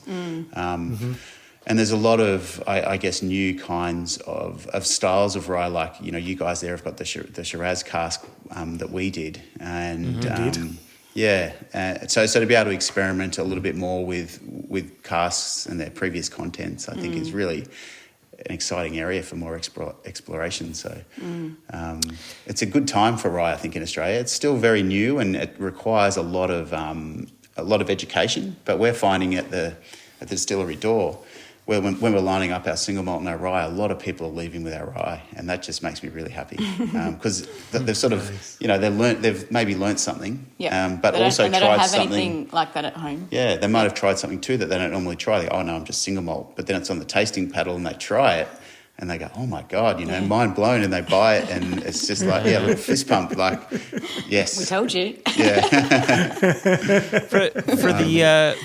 For the benefit of our listeners, can you remind them your rye recipe? Because, again, I'm just thinking of our American listeners. When we think of American rye whiskey, right, it's new charred oak, and the most popular mash bill is 95% unmalted rye, 5% malted barley. Most of it comes out of Indiana. There are obviously variations on that, but even those trying to do their own thing will replicate this 95.5 mash bill. And before we started recording and we're drinking your rye, you went on to talk about how different your rye is and why it's so different. So could you remind our listeners the details of your rye? Yeah, sure. So what's the champion of our rye is the rye itself, in that it was actually an heirloom variety, a heritage variety that they were using commercially about 100 years ago. And better varieties come along, so it was forgotten about and replaced. But some of it was found growing in a paddock sort of in the middle of New South Wales, and a farmer found it and they had it tested, and they discovered that it was actually a hybrid of these heirloom varieties. So they tasted it and they got a crop and they thought, wow, this is really unique and really, really interesting. After sort of getting enough and being able to sort of get enough and resow it all, it's so unique. Like, it's sort of half the size of a commercial variety, but it's got twice the amount of flavour, and that's because of those years of neglect in Australian conditions. New South Wales had been through one of the longest droughts on record, while this rye was just sort of left so. Oh wow! It's kind of like a wild rye, and that was the first product we ever released. It was a new make of our rye mash, and it was called Wild Rye because essentially this thing was just left to the Australian conditions and ran wild. So we found it's so flavoursome and just so delicious, but if you did it at a 95%, it's too much. Like, it's just such it's such a beast. So we spent a lot of time working with our recipe to tame that a little bit. So we use about 25% barley. Can I pause you just really quickly? When you say if you did 95%, that'd be too much. Is that from a flavor standpoint or from a production standpoint and a gumming up of the works? Good question. No, that was purely about flavour. So flavor. Okay. Flavour. Like I did 95% mashes, and it was sort of overwhelming. It just needed more dimensions, I think, and I found that the barley sort of helped to soften it and added a bit of sweetness, and then the wheat was almost like the wheat just chilled everything out. So all the peaks, like you can't distinctly taste the wheat, but it almost works as like it just nullifies those peaks and just gives it this sort of it just lays on top and just smooths everything out. There's 10% wheat. Yeah. Yeah, and then we wanted to give a bit more length to the finish, and for that we've just added a little bit of chocolate malt. So you really notice that on the finish, and found that in the French oak Shiraz cask that we've used, it accentuates that chocolate note, and it's just amazing. It did it worked better than what we had hoped. Like, we wanted to lengthen that, but then with the French oak, it just really worked so well. Yeah. The other thing is it's a malted rye. Yeah, of course. Yeah, so it's a malted rye. That was going to be my next question. What proportion of that 60% rye is malted? Is it all malted, or is it wow? Yeah, so it's all malted. You two have changed my mind like you wouldn't believe. You really have. I remember an earlier episode where you spoke about your general, that you didn't quite like malted rye. I remember that too, and you were really nervous about sending them. Like, oh no! Yeah, he's like, I don't know what Josh is going to think of this because he doesn't like malted rye. So but as well with the malting of the rye, I think that softens it too. I know it does kind of add some earthiness and some vegetal notes, but it definitely softens it. Yeah, and the whole production, I guess, scenario with the rye is that it's because it is malted, we use a really similar mashing method to our barley, but of course because it doesn't have a husk, we need to add rice hulls for runoff, and it took a fair while to master the rye, to get the full conversion, and then you get your full conversion, and then it didn't like fermenting, and it's like, come on, rye, like give me a break here. But then it does. The high beta glucan count means it gets stuck in everything. It's soupy and you swear a lot, but then when you taste it, you forgive it. So it's all worth it. The single malt mash days would be like a half day, easy, done. Yeah.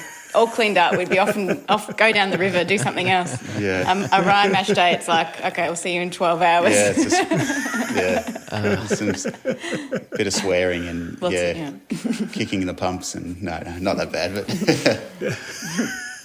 that's too much. She seems like a cruel mistress. That yes. I thought you were talking about me. That's why I kept going there, Bree. I took that sentence right to its conclusion.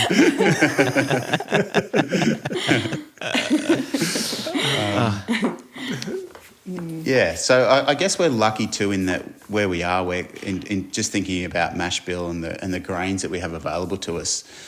We're sort of right near the kind of the wheat belt of Australia. It's sort of about an hour's drive from here, and most barley and most grains for all industries are grown really close. And there's an amazing new facility there now, Voyager Craft Malt, that not only do they create their own amazing malts, but they also do malts to your own specifications. So nice. It's a lot of fun too. Like you can find weird things and they'll go, oh yeah, let's have a go at that. They've got some test paddocks, they'll grow it, they'll malt it for you. They're great guys to work with, and it's so cool to have access to, you can dial in your own malts. You can say, no, kiln that for longer, or throw it in the roaster, or so it's really what a resource to be so close to that. Super cool. So this is definitely a question that we asked you season 3, episode 3, but it sounds like it's as true today as it was then. Are you torn between how much you could potentially experiment and how much you want Backwoods to be known as Backwoods? That's a really, really good question. I think it's just in my nature to want to try and do different things, and I think even just that discussion on the heirloom rye variety, even using that in some ways was a little bit risky in the way that we've done it. So I just think it's part of who we are, But we are also trying to create like a signature sort of Backwoods profile. But then in terms of, say, for example, with the red gum casks, we released those as special cask projects, so not as part of our batch releases. So we kind of try and differentiate the kind of more experimental stuff to the standard stuff, I think, and that helps. Yeah, because there are some other crazy casks down there. We do. Yeah, we've tried some pretty crazy stuff, and generally it's worked, which has been great. But we have got some other things on the horizon. We're talking about the malts again, and I guess our philosophy is wanting just to use local ingredients, and there's no access to any peat around us, so we've worked hard to look for an alternative. So we've been smoking malts with red gum as well. And we've got some of that in cask. So just trying those things, and I think the industry down here is really receptive of that stuff, that people really want to try think things that are unique to Australia and being able to do that. So, so you're right. It's a really good question. It's that balance of what is Backwoods, but also just scratching that itch of I want to try that, or I've got to try that. Do you find Backwoods in those crazy experiments, even in the weirder ones? Do you still say, I could recognize that as our stuff? Yeah, definitely. Like the red gum cask is a really good example of that. So particularly the red gum rye, like that. Just that rye grain was there. You could find it straight away, and you just knew that was our sort of DNA. Yeah, and the cool thing with that, because it was the exact same mash bill, same spirit as what you're drinking now. Just the difference that cask made. Like, so we did side by side tastings, of like a Shiraz cask rye and a red gum, and that they were like completely different, but they still had the essence of that rye in there. Yeah, definitely. Beautiful. Yep, that's very cool. Yeah, I regret not getting to taste the red gum after we discussed it on the episode, but we can't keep being the people on the phone saying, hey, could you send some of this to America? Like, we understand you have a business to run, so mazel. We have had a few Americans get in touch after that last podcast, and they get their family members to purchase in the releases and send them their gifts. Yeah. We've been hearing some internal whispers. Well, in the interest of time, I know that Joshua is going to pivot to get us out of here. Yeah, I guess the question is somewhat similar to what we asked you 2 years ago, and it may have a bit of a different meaning at this point. What has you most excited for the future? What are you looking forward to in the next year, 2 years, 5 years? Do you want to start? I don't know. You start. Look, I think for us, well, for me in particular, I think I'm excited that we're doing things like refilling casks and getting, the opportunity to get first fill, second fill, third fill whiskies out is, and particularly on the single malt, I'm really excited by that. I think we spoke about it before, but, down here, probably whiskies that are fairly oak driven are really popular. And they've worked for us, but I'm really excited too to start to look at creating whiskies, particularly the single malts are a little bit more balanced. And so not only are we second filling casks, but we're also using larger cask formats. So last year we filled lots of 200 litre barrels and some barriques at 225s. I just got a big load of hogsheads. Which had Australian Apera or Australian sherry in them. Nice. To fill some of those larger cask formats, and I'm excited about in a way, keeping all the barrels at the original site. I think is kind of cool because I think that's a part of our DNA as well. In that shed goes from -5 degrees Celsius to plus 45 degrees Celsius. So it's crazy. And I think the way the barrels work in there, it's a part of us. So filling those larger format in there, we'll be able to get a little bit more age on them. Yeah, I think that's exciting, that kind of those whiskies, which are probably, 3 or 4 years away, but that's what I'm excited about. I still think about your shed shooting rubber bungs. I was just thinking about that. I still think about that, and I still tell people about that actually in my tastings. The way it would suck it in and then the way it would shoot it out is remarkable. That's your first hire. That's your first hire, someone to collect all of the rubber bungs. Here's a tennis racket. What do I need a tennis racket for? Just walk through that shed a minute and you'll see. Bung, bung, bung. And you, Bree? I suppose for me, like a lot of what I do, I guess for Backwoods is part of that storytelling, element to our distillery. And I get since opening the tasting room, like it's just been so incredible. I think after having all of our releases online, and we kind of could see people tasting, but you don't get that same experience as like people walking into the tasting room and either having their very first ever sip of whiskey with you, or because they think they're kind of coming in to buy gin, and then you might as well try whiskey while you're here, and just that sharing those sort of experiences with people, or just getting people excited in front of you about how you make your whiskies and tasting your whiskies and the flavours they might get, or a different way to taste where it's not going to, burn their throat. They're going to be enjoying it and getting those lovely flavours of caramel and, vanilla and honey and just seeing people's reactions to it, especially people that aren't like expert whiskey drinkers, all those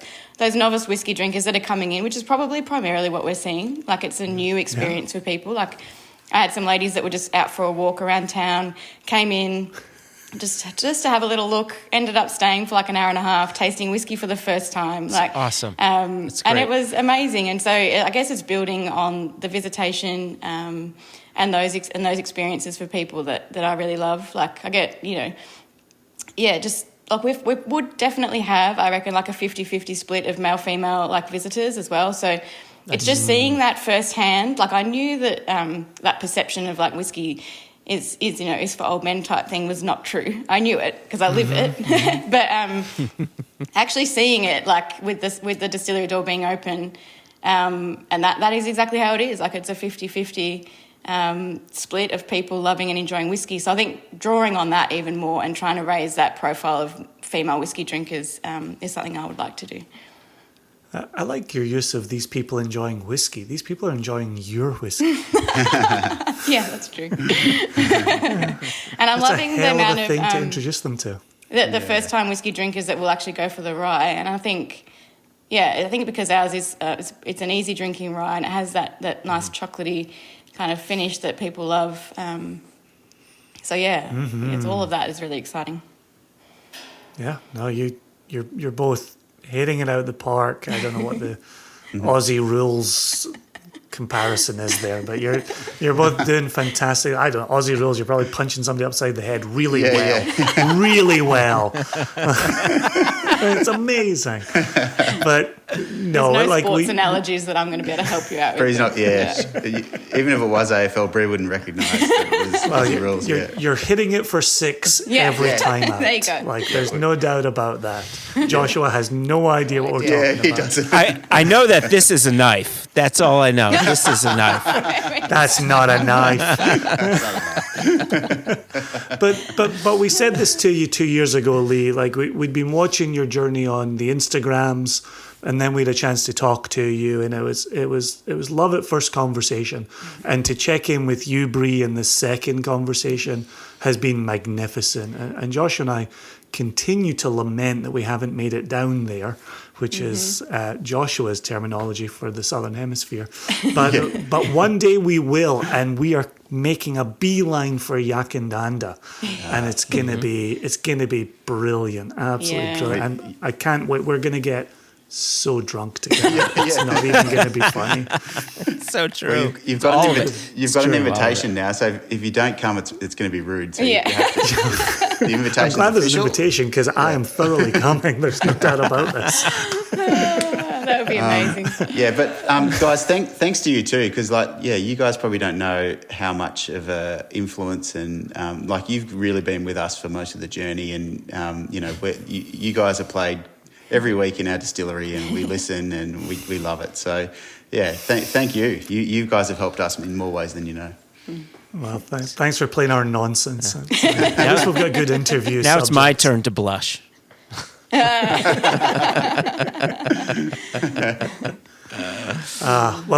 Continued success, and let's collaborate and let's make magical things happen together. Beautiful. Yeah, sounds definitely, great. Definitely. Okay. Thanks so much Cheers. for having us. Yeah, cheers. Thank you.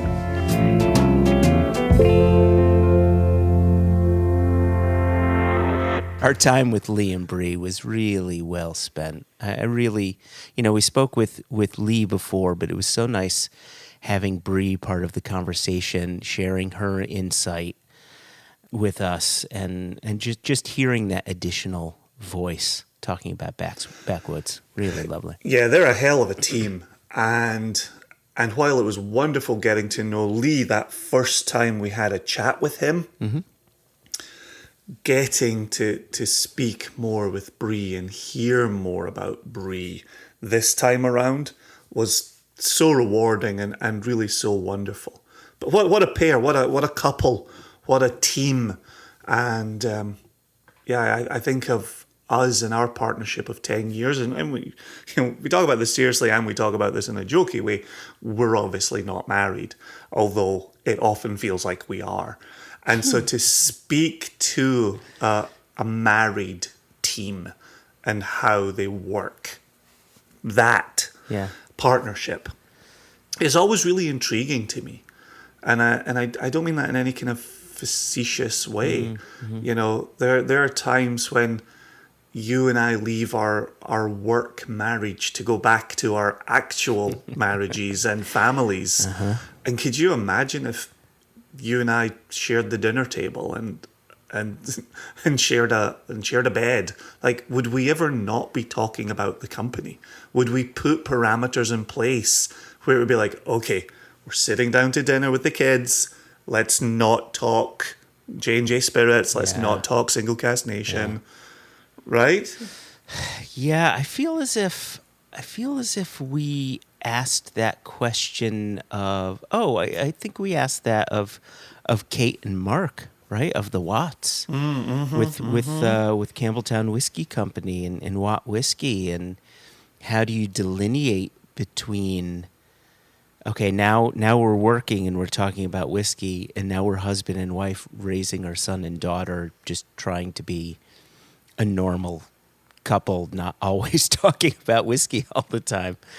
And I'll be honest, I don't remember the answer to the question, but I imagine there's got to be a little acrobatics going on there, right?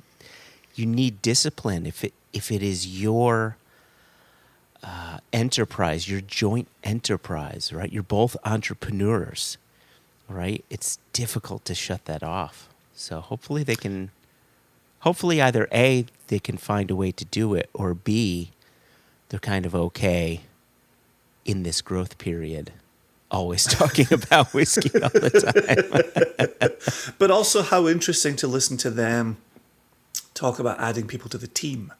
Yes. And again, in thinking of our own situation, adding Jess and Elijah to our team and bringing in people who take the brand as seriously as we take the brand. And that's a hard thing to put in a job advertisement, right? Must care with every fiber of your being. There might be some labor law against that, but how do you hand over the keys? How do you share the job, the responsibilities with somebody that you're adding to your vision, to your dream? It's one thing for both of us to share it from the founding. Leigh and Bree, a married couple, have shared it from the founding. Bringing somebody in from the outside is difficult, and I know, and we'd said it to Leigh and Bree, we're incredibly fortunate to have Elijah and Jess on our team. Oh yes, yeah. And I hope they're as fortunate in adding people to their team. I hope. It's my wish for Leigh and Bree, and actually it's my wish for any small company, to be lucky enough to find their own Jess and Elijah who have the same give-a-shittedness that Leigh and Bree have in producing their whiskey, that you and I have in bottling our whiskey, right? It's important finding the right people, like you had said, to hand the keys over, right? When you're out and you need someone to open up the shop, who do you trust? You need someone you can trust implicitly. And I just wish them the absolute best as they grow and add more people to their operation. Yeah, it's exciting times, man. Indeed it is, and I really hope that we get a chance to go down there and spend time. Australia, mainland. I think they call it mainland Australia. I could be wrong. But Australia mainland and Tasmania, Tas, which I know they call it, and New Zealand. Gosh, there's so much for us to see, so much for us to explore in the Antipodes, which I hope is a word. I hope it's a word too. I have no clue what you just said. Is there just like a Zealand? There is. There is a Zealand. Yep. There is. Did it lose its zeal? It did. Yeah. It did. That's exactly what happened. Yep. Oh boy, we really embraced the dad joke there, didn't we? We really went whole hog. Gosh, talk about going. So, Jason, do we have any news to share with our listeners? Maybe a couple of just very quick updates. Where in the Westland episode we shared the loss of the Westland casks. Okay, hold on. Like, you can't deliver news without a paper boy alerting Oh, that's very people. true. Oh, I don't even know why I just started sharing information. Let's wake up the paper boy. The paper boy didn't know either. You're trying to run him out of a job. Extra, extra! Read all about it! Life story of Playboy Penny! Extra, extra! Extra, extra! Read all about it! Me and that Playboy in trouble! All right, Jason, the paper boy has spoken. You may continue.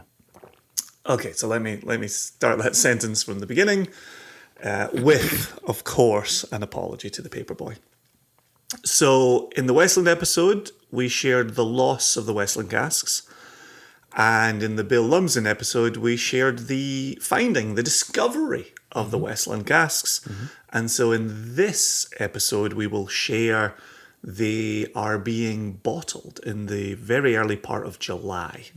So as always, continue to listen to the podcast, continue to watch the Facebook private members only page for information and social media. We will try to share some things over social media, but I think the podcast and the Facebook page are often ahead of the game for the sharing of That is very information.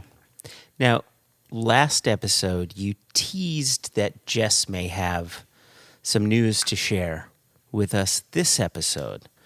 And you know, and I know, that I don't have an audio file from Jess. Indeed, So- indeed, that was a misspeak. Yeah.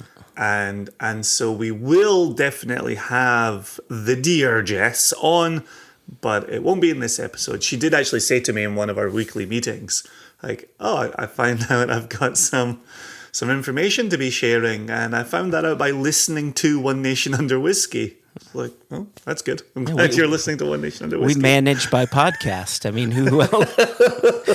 Everybody does it. Am I right? See how fantastic! What a treat for our listeners. They find out things at the same time as our employees. How delightful is that? We talked about this being a transparent podcast from the beginning. Here we are. Can't get more transparent than finding out at the same time as the people who work for and with Single Cask Nation.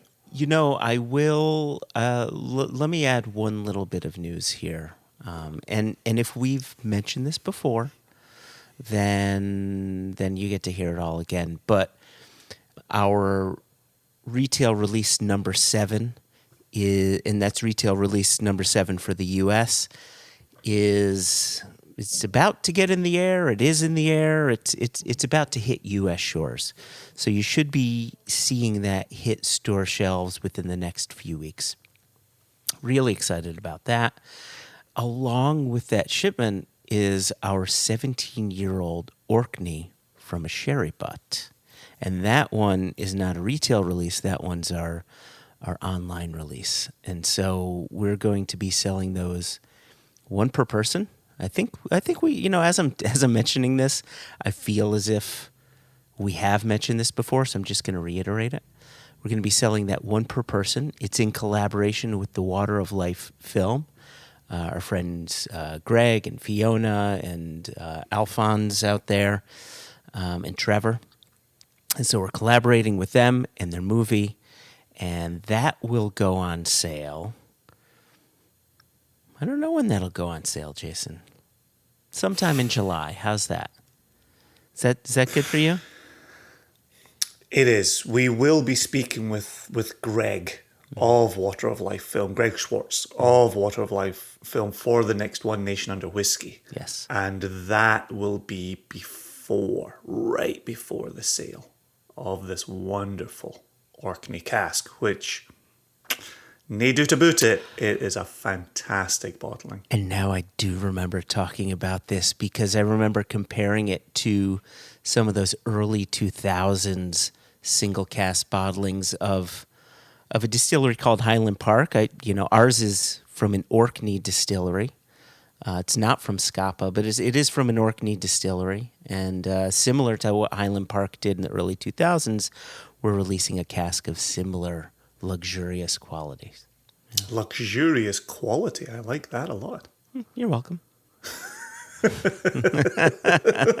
I would say we'll put that on the label, but labels are printed and attached to bottles. But in my heart, it will be luxurious quality. Yeah. So I think that's it for the news. You don't have anything else to add, do you? Not this week, at least, do you? Not this week. After, no. Should we put a task for Elijah in here just so that he can find out about it at the same time as the listeners? What can we have him do? What should we have Elijah do? Oh man, I'm gonna send him some shoes, and he can shine my shoes and send them back to me. That'll be his job. I don't even know why I'm having him shine me. I don't know. What? I don't know, Jason. Listen, Wow. listen. He does so much more for us than Listen. Oh, Elijah, I apologize. This has really gone off the rails. A few weeks back, we received an Instagram message, and I want to bring that up because the Instagram message turned into a thing. Okay, so Instagram message, you say? yeah. So we got this message. Where is it? I'm rewinding. I mean, actually, this goes back to April 15, right? Which used right. right. That's a couple of full months. Okay. Yeah. And so the message came from Colin Mayers, and he says, "Hey guys, long-time listener, first-time messenger," and he goes on. He says, "So I won a quote guess the fruit based competition via San Francisco World Spirits Competition Instagram. The prize being a bottle of said spirit, which has a base of, what do you think it is? If we're talking about a fruit spirit. Now, often we think of fruit spirits, we think of brandies and things like that. Correct, yeah. You told me what it is, so I'm not going to give a full-on guess here. Yeah, I forgot that I... But I will say, this, I don't know. If you could have given me 50 guesses, if I would have gone here. I think of this more as an oil as opposed to a potential for a distillate. So if I show, can you see my screen? I only see a curly A. Abacati? Yeah, abacati. There's a picture of a sloth on it. Anyway, the base spirit was from avocado. And he said, it was a lucky guess, if I'm being honest. Turns out it's impossible for them to send a bottle to me in New Zealand. They asked if I would like to send it anywhere in the U.S. And I love this. He said, you guys were the first whiskey/booze geeks I thought of. Gosh, thank you. Thank you. And so he goes on and he asked if we wanted him to send it to us. And of course I said yes. But he goes on. And so first off, Colin, thank you. And I'm about to taste this live on air. But I want to finish. I want to finish his message here. He says, because it talks specifically about what you, Jason, had mentioned before we introduced our conversation with Leigh and Bree. It says, I hope you get to make the trip down to New Zealand you've been talking about. My pre-pandemic profession was as a tour guide and a small group tour provider. I'd be happy to assist with planning tips. And this is the part where he must be joking, because he says in parentheses, there's a lot more Lord of the Rings in New Zealand than just Hobbiton. Yeah, one of us knows that, and one of us doesn't want to believe it. So I appreciate this sharing. It's a shame we're not tasting this together, given the way this was set up by our good man here. Yeah, I know. But you know what? We have a trip coming up, and I'll bring this on. I'll bring the samples of it on our trip. Well, let's see how this tasting goes. The last thing that I want to say is, Says, as it happens, my silver lining of the pandemic has been a move into the drinks industry, working as the, quote, whiskey guy for Glen Gary Wines and Spirits in Auckland. Your podcast has become all the valuable to me as I move from enthusiastic whiskey consumer and observer of the industry to now being in the industry. All the best, and Slanjava Colin, a Glaswegian in Auckland. Oh, See? I thought you'd like that. Oh. And what was Colin's last name? Could you remind me? Mayers, Mairs. Colin Mayers. Okay, there's Yes. a name to watch out for. So unlike David Mayer of the Balvenie, Colin has pluralized his name. He's all the mayors. Yeah, he's one of the famous mayors. So I've poured this avocado spirit into my glass, and just so everybody's aware, it is 24% alcohol. It is certified vegan, and if you were to smell it, it doesn't smell anything. Like, I'm not getting an avocado-iness to it. You know, how would you describe the scent or the flavor of an avocado, Jason?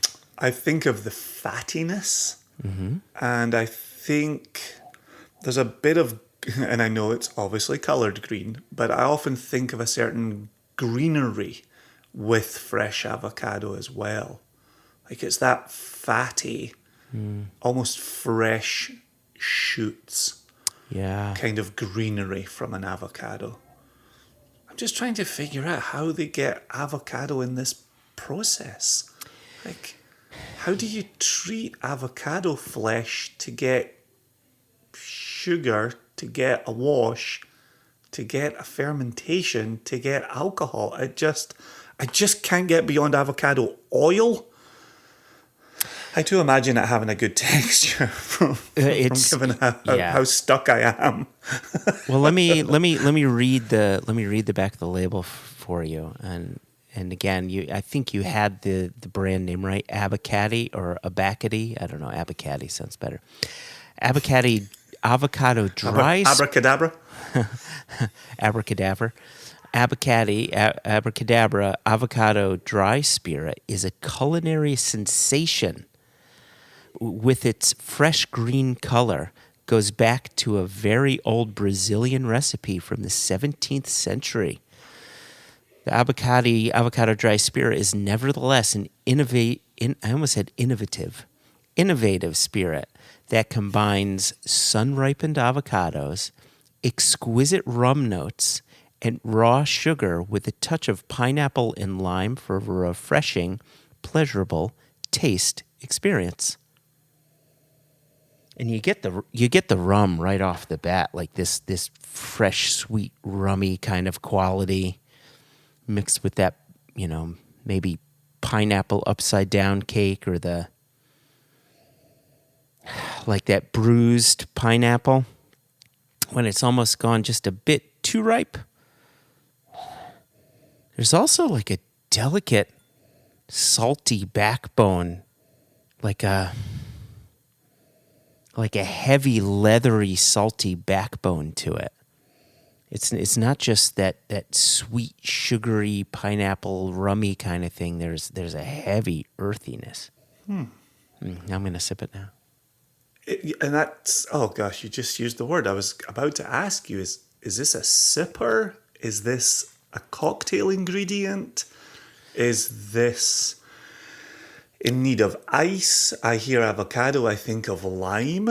Is there a limey cocktail in this future? Right, so there is lime in this. There's a bit of pineapple, a bit of lime going on. I will say for the focus on avocado, and I agree with you, when I think of avocado, the flavor is typically mild, but you're really there for the texture, right? And that fattiness. And the mouthfeel is not very oily. It's not the most viscous liquid in the world. That's interesting. Yeah, I think of the smoothie that I would get in LA on my trips. The avonana berry. Yeah, Which I've had shared with you. of a day. Yeah. Yes, we did. We got those smoothies and then headed south to San Diego. That was a ton of fun. But the avonana berry is avocado, banana, strawberry, and it's one of my favorite smoothies that I make in the house. Absolutely love it. But what it really does is it pretty much makes vegan yogurt or yogurt. I know social medias have been alive with the pronunciation of yogurt and yogurt. Wait. Why do people care about the pronunciation of it's yogurt? Isn't it yogurt? How would you pronounce it? What's this? Yogurt. Yeah, like yogurt. Like a yurts, like a yard site. Yard site gurt? Yogurt? Yogurt. So, but what it really does is it makes a vegan yogurt, and so eating a smoothie with a spoon is a favorite of mine, and just the strawberry, the yogurt, and then a bit of agave, just to kind of introduce some sweetness. Can you do me a favor? Can you send me the recipe for that, and I'll post it up on our socials, because I remember that smoothie and was floored by it. I need to know how to make it. Oh, I don't know their recipe. I just have my own. Yeah. Oh, okay. Yeah, I don't recipe. want to. Yeah. Yeah, no, yeah, if you like your recipe of it. Oh, I love it. Yeah. I mean, every year at Hanukkah, I share your latke recipe that was printed in the Vegetarian Times magazine, and they still have not put the whole grain mustard seeds Bloody back whole in. grain mustard. I know. It's the glue, right? It ties the whole room together. It's like the dude's recipe rug. for my gosh, what have they had that? 12 years they've had that recipe? Yeah. It's mental. Anyway, what are we talking? How did we get here? Avonana berry. Yeah. Oh, yeah. And the abacati avocado dry spirit. So, Colin, thank you again for sending this. It's nice. It's a little sipper. I think it would do even better in a cocktail, maybe mixed in with the smoothie recipe that you had mentioned. You're going to be sharing. Yeah, it's tasty, man. You want to know something interesting? Look at the bottle size. A half liter. 500 ml. How is it? A little goes a long way. But 500 ml is not a legal spirit size in the U.S. Maybe that's why. Isn't it one of the newly added ones? No. You and I have had this conversation before. No, it's not. And that's the frustrating thing, is that they didn't allow the 500 milliliter. And there's so much great 500 milliliter spirit to go around. No, it's still 375. They've added 700. And they've added some unusual Japanese sizes as well, like 784 milliliter, and kind of off the beaten path sizes, but not 500 milliliter, which seem to be, well, think about down there. There's so much spirit being bottled in Australia and New Zealand in 500 milliliter. That's just like Leigh and Bree had said, that's your common size. So is that bottle for export? Is it from a foreign producer? I wonder if it was brought in as a sample. Oh, I see what you're saying. Let me answer that question. So this is made in Germany. Yeah, and if you look at the back, everything that's in English is also in German. Oh, and by the way, there's one last thing I wanted to add here. It says you could drink it pure on the rocks, mix it and sip with great rum, cachaça, gin, vodka, or sparkling wine. There you go. But not whiskey. Well, you've just put a challenge in front of me, Jason. I had my first whiskey sour the other day. I completed a biography of Hemingway, and Hemingway is considered, and I don't know my mixology history here, so if I'm treading on toes here, I apologize. But Hemingway is considered the creator of the whiskey sour.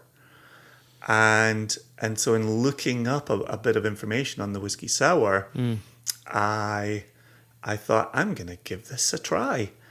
And I don't think I chose the right whiskey for it. And so I'm going to try again with a different whiskey. I use Glasgow Blend because I thought a little bit of that smoke, a little bit of that lime, could those work? Nope, is the answer.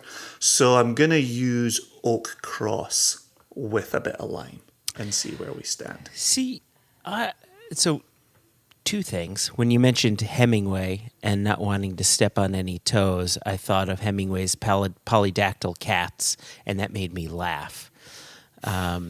Anyway, I always thought of whiskey sours as something that you would make with bourbon, with right. So you'd have the sweet and the sour. So I could have overstepped my boundaries with the name here. So maybe I'm talking about whiskey and lime, which I've turned into, or Scotch and lime. Maybe I'm thinking Scotch and lime, and I've turned that into whiskey sour in my brain. Yeah, maybe, or maybe that's the whiskey. I think you are correct that whiskey. that whiskey sour is a different. Doesn't a whiskey sour even have an egg white in it? And I do not do egg white cocktails. It's optional. I don't either. It just the idea of it just sounds horrific to me. I just don't do the texture of it. It just doesn't work. Did you quick? Yeah. Quick question. Quick whip. Yes. How old were you when you watched Rocky for the first time? My parents got it on video cassette, and I saw parts of it. So when did it come out? 1980? I wanted to say 78, but could be 80. Could be 80. So in that ballpark. So I would have been somewhere in single digits, maybe even around 8. So speaking of Ed, I know what you're talking about. I know what you're talking about. Where he puts the 4 eggs in the glass and then chugs it. Have you tried that? No. I did. Thank you. I did, no, and I threw up all over the place. Over the place. The egg and then everything else that was in my stomach just came out. Yeah. No, thank you. Frightening. So anyway, Scotch and lime. Let's call it Scotch and lime. Okay. Going forward from this moment, I'm gonna try with the Oak Cross. I also think the Great King Street Artists blend. I think that would potentially work with a Scotch and lime. So yeah, apologies for setting out with whiskey sour on that one. I got us off on the wrong path. Scotch and lime, started by Hemingway, and his a polydactyl prodigious cats. drinker, and his polydactyl cats. Prodigits. Oh, prodigious. Sorry. Yeah, there we go. Anyway. So just for our listeners, if you want to get in touch with us, send us a message. You could do what Colin Mares did, the pluralized Colin Mares. You can reach out to us via Instagram. We're at One Nation Under Whiskey. You could email us questions at One Nation Under Whiskey. You could Facebook us, just look for One Nation Under Whiskey in the Facebook search bar, and boom, you'll find us via our page or our group. And then finally, if you're all about the Twitters, if you're all about the tweets, we are at One Nation Whiskey, and we're of course whiskey. Of course, is never spelled with the E. It's always without the E. And there's one last thing I want to say. We haven't brought it up too much. We've been getting some good stars. 5 stars on our Apple Podcasts ratings, but we haven't received any new commentary. So if you want to go ahead and leave us a 5-star rating, we greatly appreciate it. If you leave a little message as to why you love the podcast, and we see that, we will read it on the air. So we welcome any and all positive feedback. You have any negative feedback, you can email us questions at onenationunderwhiskey.com, and whiskey again without the E. Leave a little message. Leave a little message. I just heard it in that cadence. So, any more words? No, I'm fresh out of words, Jason. I've got a fair bit of abacati in me, some avocado spirit. And it's not a thing I expected you to be tasting on the podcast this episode, but here we are. Colin was nice enough to send the bottle this way. I thought it was only fair to mention it on the podcast and talk about it on the podcast and enjoy it on the podcast. And now Colin, like Jess and Elijah, knows that Guildford is where samples go to die.